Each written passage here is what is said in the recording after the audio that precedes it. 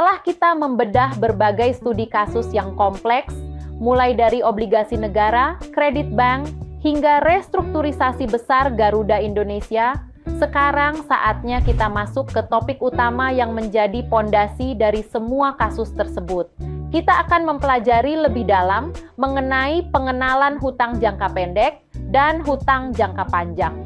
Dalam dunia akuntansi, pemisahan kedua jenis liabilitas ini bukan sekadar masalah waktu pelunasan, melainkan tentang bagaimana sebuah perusahaan mengelola likuiditas dan strategi pendanaan mereka secara keseluruhan. Memahami perbedaan karakteristik, risiko, serta cara pencatatan keduanya sangatlah krusial, sebab kesalahan dalam mengklasifikasikan hutang dapat memberikan sinyal yang salah kepada investor mengenai kesehatan keuangan perusahaan. Mari kita mulai pembahasan mendalam ini dengan melihat definisi dan kriteria masing-masing jenis hutang pada bagian selanjutnya. Untuk memahami perbedaan kedua jenis utang ini secara nyata, mari kita bedah laporan keuangan terbaru dari raksasa telekomunikasi kita, Telkom Indonesia, pada kuartal kedua tahun 2024. Dari data ini, kita bisa melihat komposisi liabilitas yang cukup berimbang namun menarik. Telkom mencatatkan hutang jangka pendek sebesar 9,49 triliun rupiah. Angka ini mendominasi sebesar 54% dari total komposisi utang yang kita bahas.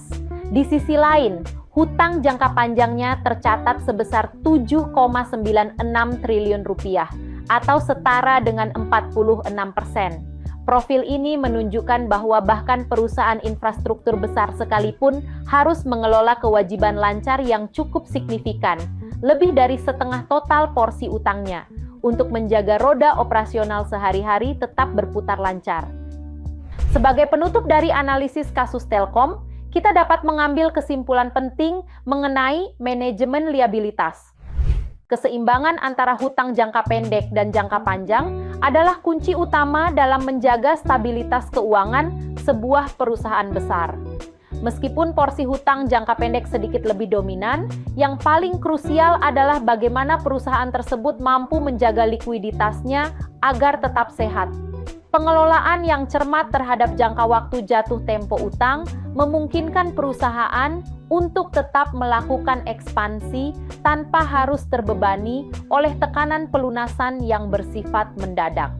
Kasus Telkom ini mengajarkan kita bahwa struktur utang yang dikelola dengan baik bukan hanya soal angka di atas kertas, melainkan sebuah strategi untuk memastikan keberlangsungan bisnis dan menjaga kepercayaan para investor dalam jangka panjang. Sekarang, mari kita lihat bagaimana instrumen hutang bekerja di level negara melalui contoh obligasi negara retail seri ORI 025 yang diterbitkan pada tahun 2024. Berdasarkan data dari DJPPR Kemenko, instrumen ini berhasil menarik antusiasme masyarakat dengan total dana terkumpul mencapai 23,92 triliun rupiah. Jika kita bedah komposisinya, terlihat preferensi investor yang sangat kuat pada instrumen jangka menengah. Sebanyak 81% atau sekitar 19,38 triliun rupiah dialokasikan pada tenor 3 tahun. Sementara itu, sisanya sebesar 4,54 triliun rupiah atau 19% berada pada tenor 6 tahun. Bagi pemerintah, ini adalah strategi pengelolaan kewajiban jangka panjang untuk mendanai APBN, sekaligus menjadi contoh nyata bagaimana sebuah entitas besar membagi jatuh tempo utangnya agar tetap terkendali. Dari data penerbitan ORI 025 sebelumnya, ada 3 poin pembahasan penting yang perlu kita garis bawahi. Pertama, secara klasifikasi akuntansi, ORI 025 merupakan instrumen hutang jangka panjang pemerintah yang ditujukan untuk membiayai berbagai program dalam APBN. Kedua, ada fenomena menarik di mana investor retail lebih cenderung memilih tenor pendek, yaitu 3 tahun, dibandingkan tenor 6 tahun. Hal ini terjadi karena investor retail biasanya mengutamakan keamanan dan likuiditas, di mana tenor yang lebih pendek dirasa lebih cepat cair dan memiliki risiko ketidakpastian yang lebih rendah. Terakhir, bagi negara, penerbitan obligasi retail seperti ini menjadi strategi vital sebagai alternatif pendanaan di luar sektor pajak. Dengan mengoptimalkan partisipasi publik, pemerintah dapat mendistribusikan beban kewajibannya secara lebih luas, sekaligus memperkuat kemandirian pembiayaan nasional.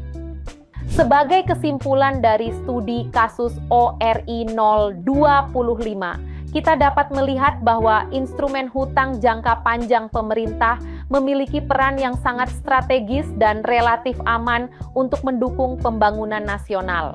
Hal ini dikarenakan sumber pendanaannya tidak lagi bergantung penuh pada lembaga keuangan internasional atau bank asing, melainkan terikat langsung pada partisipasi masyarakat lokal.